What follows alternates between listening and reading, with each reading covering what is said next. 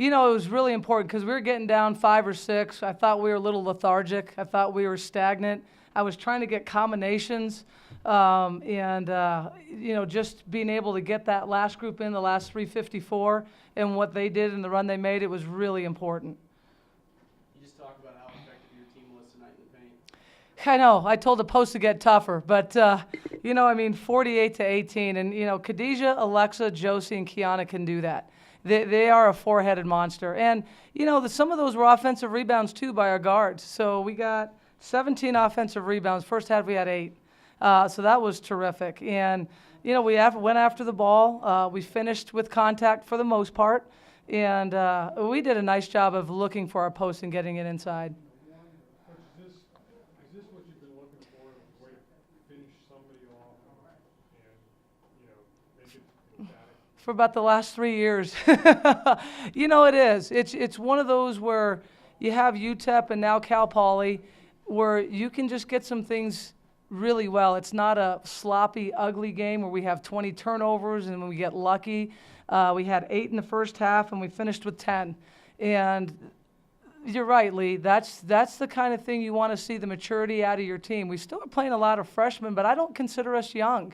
I consider us, with our upperclassmen and the experience that those sophomores and juniors and, our one seniors got, I think that, we're really starting to gel a little bit. And, again, we've got another tough one Sunday, but, you like the direction it's going with 2 good wins.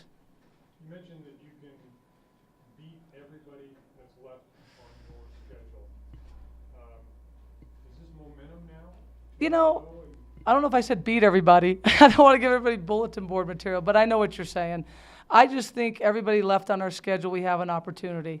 We don't have a top 5 team, coming in or going out. Now, everybody in our schedule feels the same way, but you're absolutely right. We've got to build on this, and it's got to be built the next game when we play NAU. If we play like this on Sunday, you almost don't want Christmas break to come, but, they need a little bit of a break. And, we've got 1 game left to hopefully finish off season 1 on a positive note and then get into season 2. And all bets are off. It's 0-0 again. First half, you guys were behind a good portion of it, but for the most part, I felt like it was Cal Poly just shooting really well. Yeah, they can. And, number 5 is just, she's that good. And KP was beating herself up a little bit up in the locker room. I said, hey, who did number 5 score on? And the entire locker room raised their hand. The kid's a senior, and the kid's really good. She was on an NCAA tournament team last year.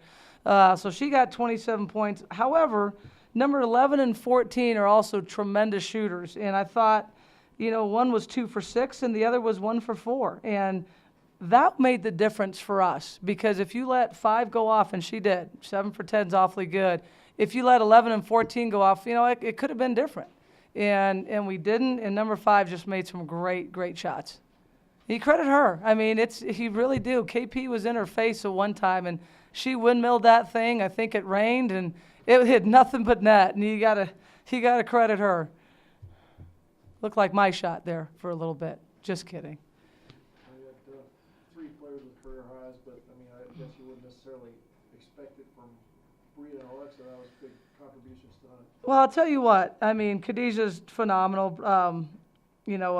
Tish was cramping up a little bit. Alexa, I can expect that from, because I think she can do that. I really do. Brea, that's something that I have envisioned her doing the entire year. I really do. And I think she just needed a breakout game. I didn't play her a whole lot last game. And she came in practice the last 2 days, and she was extremely determined. And you notice that as a coach, because you notice when that the other way hits. So she was extremely determined in practice. She earned her minutes, and then when she went out there, not only on the offensive end, she earned her minutes on the defensive end, and she got 4 rebounds. She had 1 assist, 1 turnover. That's the kind of game I envision Brea to have the rest of the season. And if she plays like that, she's going to play 20 minutes or more a game. How important is this as you head towards Fresno? Extremely. And it's a great question, but we have 1 left. We can't overlook Northern Arizona. They're a good team. We can't overlook that to get to Fresno. And Fresno still, it's kind of interesting. They're still a long way away because we have the Christmas break. So we've got to, when we come back, it's like training camp again. we'll have that one killer practice where, people are going to get sick and tired. And then you go to work on Fresno. But I can't look ahead. Just because of the brutal schedule we have, some of the tough losses we had, I can't look ahead. We've got to look to NAU, and we've got to look to them. They're going to come in here and want to beat us in our home floor. Anything else for Coach? Awesome. Thank you, you guys. I think that it's been a huge focus, even in the preseason, which was pounding it in inside and getting it into the post. And I think that this was a breakthrough game for us, seeing what our post can really do and giving us that opportunity to. So I think that it was great. It was fun, and especially to get so many touches, and as well as Alexa, and we both were able to get in there, Kiana and Josie. So it was really nice to have that much coming into the post. Then talk about you guys had a rough start, and now you have 2 wins. What's the feeling around the locker room? How's your team feeling after playing so well together? I think that because of the rough start at the beginning, the wins are great, but we're not letting it we're fine. No, that's not the attitude. It's we got to keep grinding it out, and we got to keep proving ourselves, because winning a fluke game, or we have to prove that this is constant and consistent, and this is what we're gonna do for the rest of the season.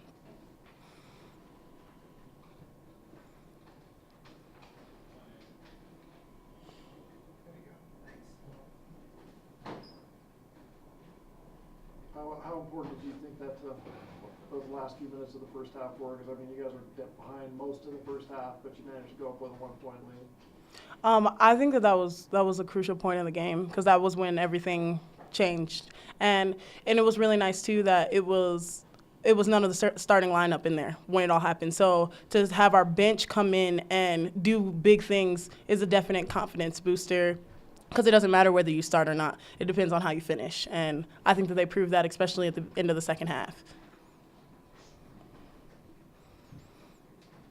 Anything else for Khadijah?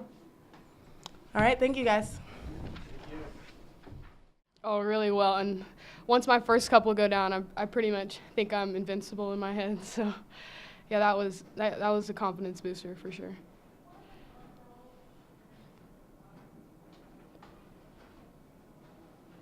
They were obviously sitting in that zone. Is it you're kind of made for that? Do you come in and look at that and think this is my opportunity?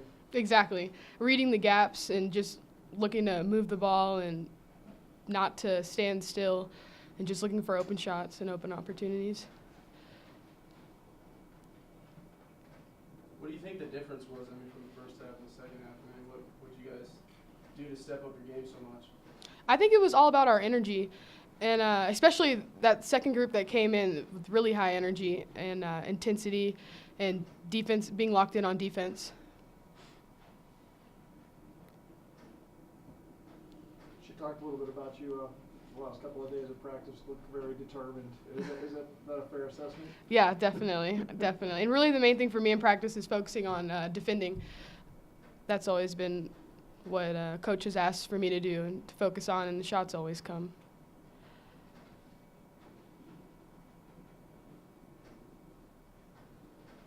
Anything else for Brea? That's good enough. Thanks, Britt. Thanks.